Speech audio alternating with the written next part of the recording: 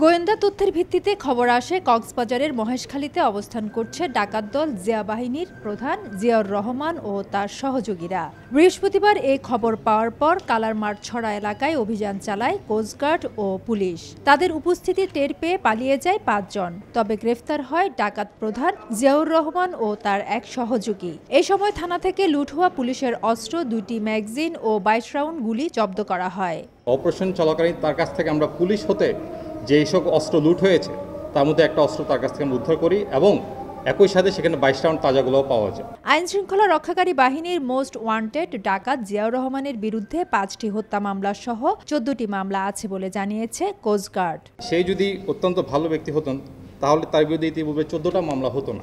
তার মধ্যে হত্যা মামলায় রয়েছে 5টি এবং সে হচ্ছে পুলিশের এজাহারভুক্ত আসামি, তার নামে ওয়ারেন্টও আছে। গ্রেফতারকৃতদের মহেশখালী থানায় হস্তান্তর করেছে কোস্টগার্ড। ফেরদৌস লিপি, সময় সংবাদ, চট্টগ্রাম।